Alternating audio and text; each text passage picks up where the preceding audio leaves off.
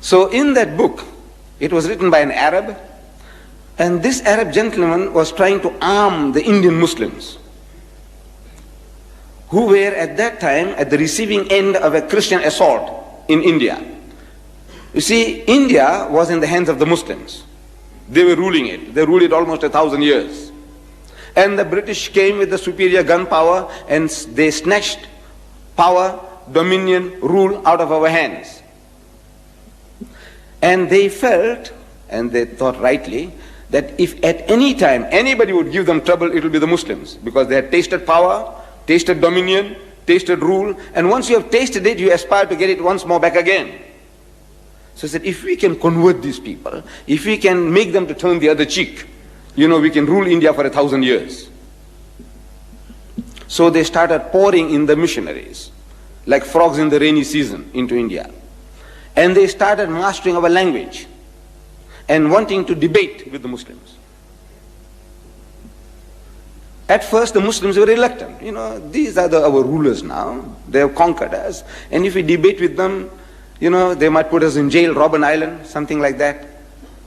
So he says, man, leave it out. But now, since they started learning our language and challenging us in our mother tongue, the Muslims were forced to accept the challenge. And Maulana Abdul Aziz of Delhi, this is I'm reading in the book, which made everything interesting to me, which brought me here. That Maulana Abdul Aziz of Delhi, he was forced to accept the challenge. It was a certain reverend founder who was the head of that movement, missionary movement.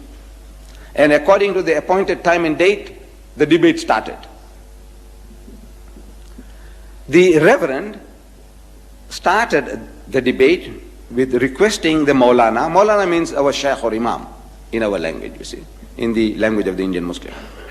He said, Maulana Sahib, telling him in Urdu, sir, respected Maulana, get started. Start the ball rolling. So the Maulana said, look, you are our elder brother. In other words, Christianity precedes Islam by 600 years. So you are 600 years senior to us. So as such, you have the first preference. Number two, he said, look, you are our guest. No doubt an unwelcome guest, but a guest at that. So as such, again, you have the first preference. So the reverend was forced to start the debate, and he started with a question. He says, Maulana Sahib, speaking in Urdu, Maulana Sahib, where is your Prophet Muhammad now? So the Maulana, after a pause, he replied that he is in Jannatul Firdaus, in heaven, blessed heaven with God Almighty. Out of that answer came the second question.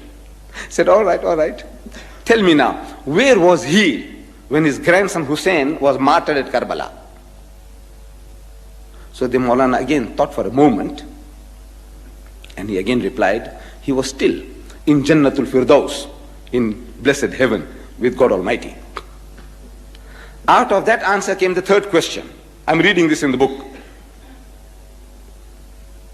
He said, all right, now Maulana Sahib, look, if your Muhammad was with his Allah, as you say, and while his grandson was being butchered, Shaheed, at Karbala, didn't he ask his Allah for help? He said, look, my grandson is being butchered, please, have mercy on him, save him. So there was a long pause.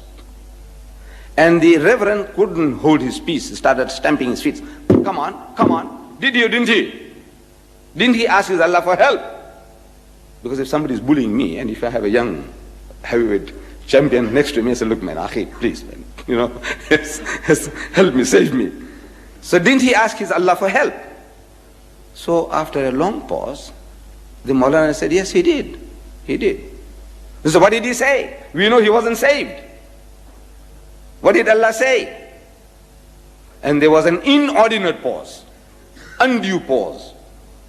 So the reverend again started stamping his, come on. What did he say? So the Maulana said, Allah cried. He cried. So what? Allah cried? He said, yes. He said, I couldn't save my own son Jesus. How can I save your grandson?